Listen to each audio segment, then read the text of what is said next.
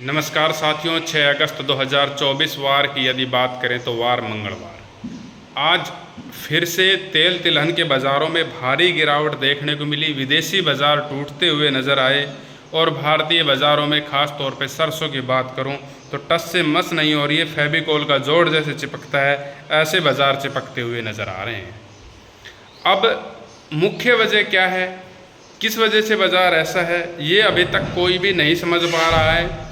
क्यों ना तो सरकार ये मानने को तैयार है कि सरसों का प्रोडक्शन में कहीं कोई कमी है, और ना ही मोपा ये मानने को तैयार है कि सरसों के उत्पादन में कहीं कोई गिरावट है। मिलर्स को माल मिल नहीं रहा है। तेल की डिमांड अच्छी है, जिनका पैकिंग का माल मार्का बिकता है उनकी डिमांड ठीक देखने को मिल रही है। छोटे मिलें लगभग बंद हो चुकी हैं और कुछ एक बंद होने के कगार पे है माल की उपलब्धता के चलते।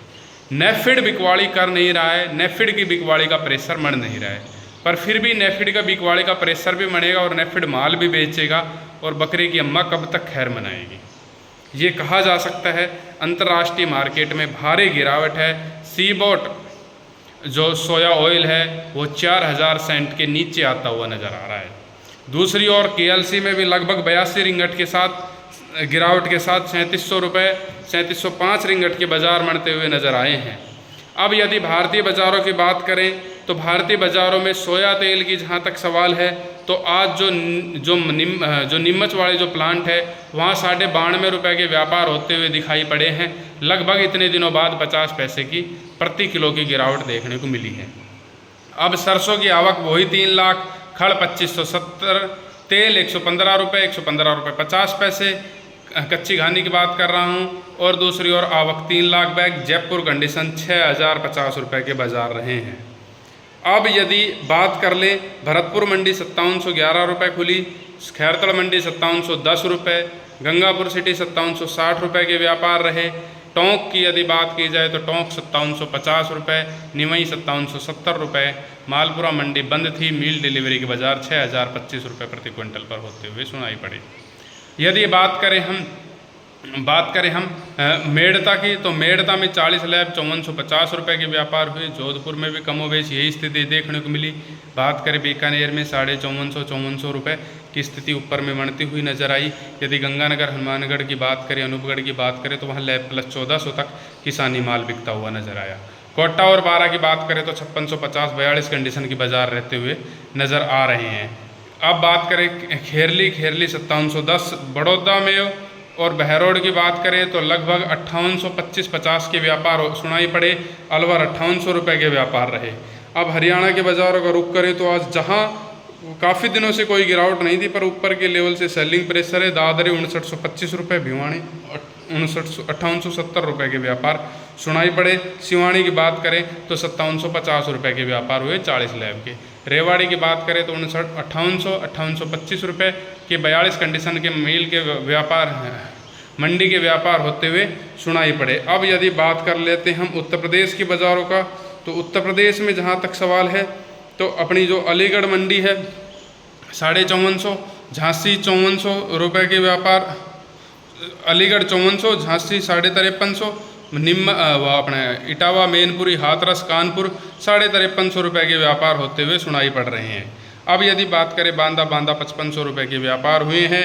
बात करें मथुरा मंडी 5500 रुपये 42 कंडीशन के व्यापार हुए हैं। वहीं दूसरी ओर यदि हम बात करें जगनेर मंडी तो जगनेर मंडी में आज लगभग 5900 रुपये के व्यापार 42 कंडीशन के हुए हैं।